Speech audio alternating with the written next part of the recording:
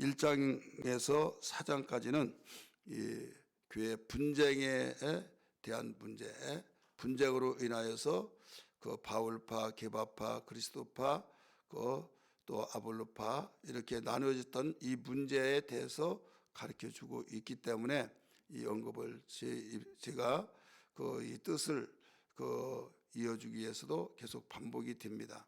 여러분 단순한 어떤 문자적으로만 보는 것이 아니라 그 흐름과 또 거기에서 우리에게 주신 진정한 의미가 무엇인가를 알게 하기 위해서는 이 뭐 때문에 이렇게 바울은 편지를 써서 그 해결책을 강구하고 있는가 이 뜻을 알기 위해서 그렇다는 걸 기억하면서 1장부터 4장까지 무슨 문제라고요? 분쟁에 대한 파당 문제다. 이것을 진단하며 처방하고 있다. 이것을 전제적인 조건 속에서 들으시면 되겠어요. 교회에서 직분이 주어져요. 그리스도의 몸된 교회, 그리스도의 일꾼이라고 직분이 주어진데 직분은 직분자가 일을 해야만 일꾼이에요. 일꾼이 일하지 않으면 일꾼이 아니죠. 그래서 자기의 정체성을 알고 그 일꾼은 말없이 맡겨진 사명을 감당한 것이 그 일꾼을 부리는 자로부터 인정을 받는 겁니다. 아무리 말을 종달새처럼 잘 한다 할지라도 여기에서 그 일을 하지 않는다고 한다면 다른 사람은 재밌어서 좋을는지 모르겠지만은 일꾼을 부리는 사람은 싫어합니다. 오직 일꾼은 부리는 사람의 눈에 들어야만 오래도록 계속 글을 쓰게 됩니다. 그래서 우리는 여기서 다른 일꾼이 아니라 그리스도의 일꾼이다. 그래서 결론으로서 바울은 1절 2절에서 일꾼은 뭐냐 그리고 일꾼은 어떻게 하느냐 이 말을 가르쳐 주었어요. 일꾼은 1절의 말씀 보면 그리스도의 비밀을 맡은 자다 이렇게 가르쳐 줬어요. 비밀을 맡은 자다. 누구의 비밀이에요? 하나님의 비밀을 맡은 자. 여러분 하나님의 비밀을 맡은 자는 아무에게나 시키지 않습니다. 최측근 가장 가까운 자 하나님 마음에 쏙 드는 자 이런 사람들에게 비밀을 간직하고 있다가 비밀로 모든 걸 이야기하면서 일을 하라. 정보요원들은 정보를 첩보를 다 입수하고 그 다음에 보고하고 이게 바로 일이에요. 그와 같이 하나님의 비밀을 이제 알려주는 것이 또 일할 일꾼으로서 해야 할 일이다 이겁니다. 1절 한번 보세요. 사람이 마땅히 우리를 그리스도의 일꾼이요 하나님의 비밀을 맡은 자로 여길지니라. 일꾼은 뭐다고요? 하나님의 비밀을 말하는 것이 바로 일꾼이다. 그래서 복음을 전하는 거 일꾼입니다. 우리는 봉사를 하더라도 우리에게 그 봉사하는 목적이 뭐냐? 그리스도의 몸된 길을 세워서 직간접적으로 예를 들어서 어떤 사람은 직접 현장에 나가지 못하지만은 봉사에서 나는 그들에게 힘을 북돋워 주고 각 분야에서 각 여러 측면에서 봉사할 때 도와주는 거예요. 예를 들어 외국에 나가서 직접 현장에서 복음을 전하여서 우리가 가지 못한 그곳에 복음이 전달되고 있잖아요. 그러면 우리가 만약에 모두 다 가서 거기서 복음을 전한다면 가정의 문제들도 있고 그러잖아요. 그래서 보내는 선교사 또 가는 선교사 이런 말이 있잖아요. 가는 선교사 하나만이 선교가 아니라 보내는 사람들도 선교예요. 이게 합력하여 선을 이루는 겁니다. 그래서 현장에서 뛰는 사람만이 복음을 전하는 것이 아니라 현장에 뛰는 사람도 이건 군대로 말하면 보병이에요. 보병. 그다음에 보병이 아무리 가서 현장에서 총으로 막 쏘고 사람을 사살하고 적군을 사살하고 그렇게 하지 않더라도 포병이 가서 지원하고 또 공군이 지원하고 거기는 현장에 가지 않지만 지원을 하잖아요. 그다음에 또 별로 나타나지 않지만은 공급하는 거, 총알을 공급하고 식량을 공급하고 군수물자 공급해서 계속 할 수 있도록 지원해 준 거. 이런 것들이 다 합력이 될 때 하나의 목표가 이루어진 거예요. 마찬가지로 우리 대부분 나는 전도도 못한데 시간도 없어서 이렇게 생각하면 안 됩니다. 하나님의 비밀을 맡은 자로서 내가 현위치에서 가면 얼마나 좋겠습니까? 그러나 갈 수 없는 형편이 있다고 한다면 기도는 할 수 있지 않느냐 이거죠. 그리고 기도를 하면서 또 전도한 분들을 격려하고 또 여기에 대해서 봉사하고 이런 일도 내가 할 수 있는 그 현위치에서 할 수 있는 역량만큼 하면서 한마음 한뜻이 되어서 함께 목적을 이루는 거예요. 목적이 뭐예요? 그 전도에서 영혼이 구원받는 거죠. 그래서 내가 비록 현장 가지 못하더라도 우리 전도부에 대해서 열심히 격려해주고 따뜻하게 정말 식사라도 이렇게 내가 봉사로서 수고한다. 이렇게 한 번씩이라도 한다고 한다면 더 나가서 그렇게 하지 못한다 할지라도 정말 기도를 진지하게 하면서 우리 지원 비용이 되어진다고 할 때 이런 것들이 합력하여 선을 이룬다 이거죠. 그게 목적은 뭐예요? 영혼을 구원시키는 목표는 계속 그 이름을 불러가면서 또 그 현장을 위해서 기도해 주면서 나는 지원병이다. 나는 현장에서 보병과 같은 현장에서 뛰는 자다. 각각 그것만 다를 뿐이다. 그래서 모두 한마음 한뜻 되어서 하나님의 비밀을 말해주는 것이다. 이게 바로 일꾼이에요. 그리고 그러면 이제 어떻게 하느냐? 일꾼이 됐다는 걸 알았으면 내 맡겨진 사명을 감당하기 위해서 기도하는 것이다. 2절에서 가르쳐 줬잖아요. 2절 한번 봅니다. 그리고 맡은 자들에게 구할 것은 충성이니라. 충성밖에 없는 거예요. 왜 이 말을 결론으로 내리고 그 이야기를 하고 있습니까? 이 파가 왜 생겼냐? 분쟁이 왜 생겼느냐?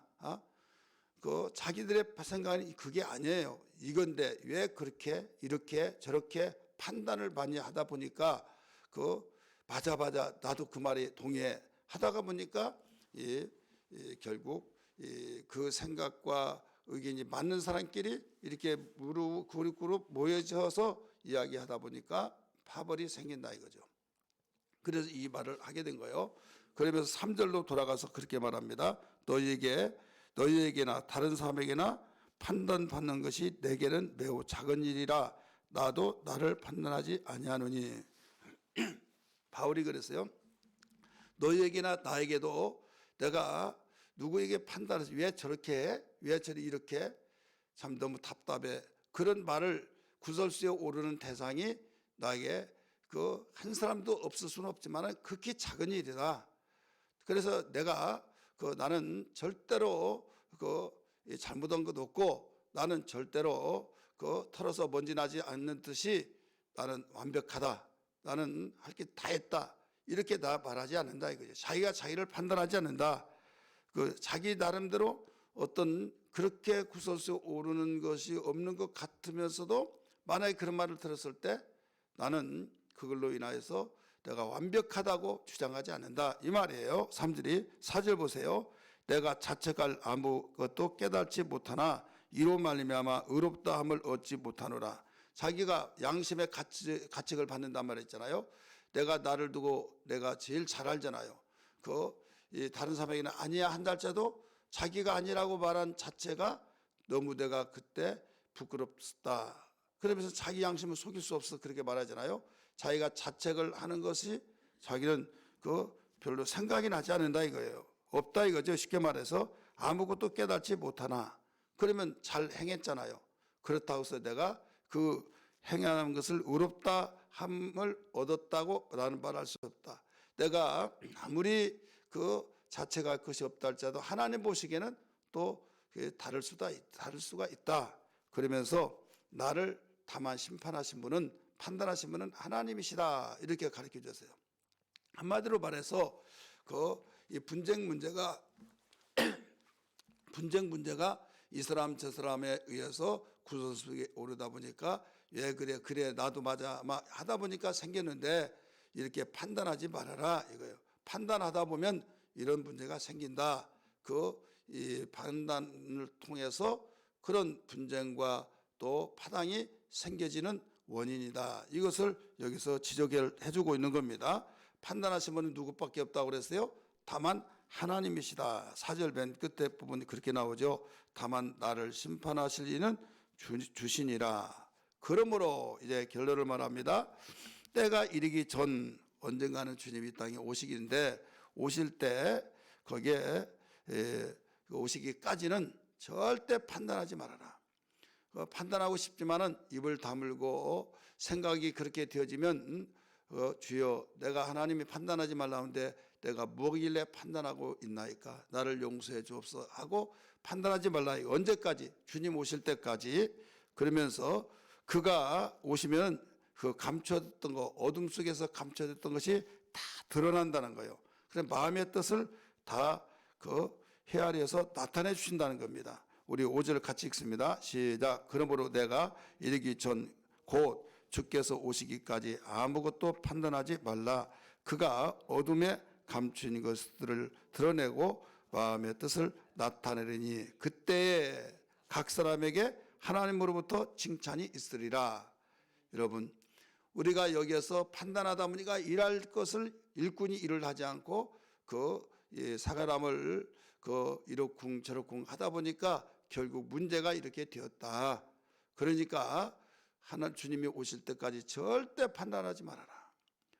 우리는 마태복음 7장 1절부터 2절까지도 예수님이 남을 비판하지 말아라. 비판하면 너도 비판을 받는다. 그러면서 낱낱이 헤아려서 이 비판을 받을 것이다. 이렇게 가르쳐 주셨어요.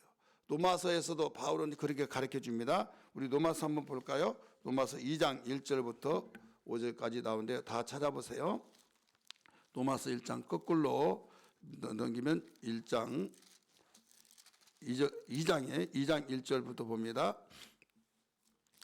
240페이지 시작. 그러므로 남을 판단하는 사람아, 누구를 막론하고 네가 핑계하지 못할 것은 남을 판단하는 것으로 네가 너를 정죄함이니 판단하는 네가 같은 일을 행함이니라. 이런 일을 행하는 자에게 하나님의 심판이 진리대로 되는 줄 우리가 아노라. 이런 일을 행하는 자를 판단하고도 같은 일을 행하는 사람아, 네가 하나님의 심판을 피할 줄로 생각하느냐? 혹 네가 하나님의 인자하심이 너를 인도하여 회개하게 하심을 알지 못하여 그의 인자하심과 용납하심과 길이 참으심의 풍성함을 멸시하느냐. 다만 네 고집과 회개하지 아니한 마음을 따라 진노의 날 곧 하나님의 의로우신 심판이 나타난 그날에 임할 진노를 네가 쌓는도다. 쌓아가고 있다. 좋은 축복을 쌓아가야 하는데 진노를 쌓아가면 안 되겠죠. 판단이라고 한 거. 그래서 돌이켜서 빨리 회개해야지. 회개하지 않으면 그게 계속 누적돼 쌓아가고 있다 이거죠. 무엇을? 진노를 피할 길이 없다 이거예요. 그래서 바울은 여기와 같이 로마서에서도 가르쳐줬고 또 고린도전서 오늘 본문에서도 가르쳐줬어요. 오늘 이 시간에 기도할 때 어떻게 기도하는가 하면 주님, 오직 이 판단은 주님께 맡기고 나에게 맡겨진 사명을 충성하게 하여 주옵소서. 이런 기도가 되어야 될 줄 믿습니다. 오늘 이 말씀을 따라서 우리 찬송 한 장 부르고 기도하겠습니다.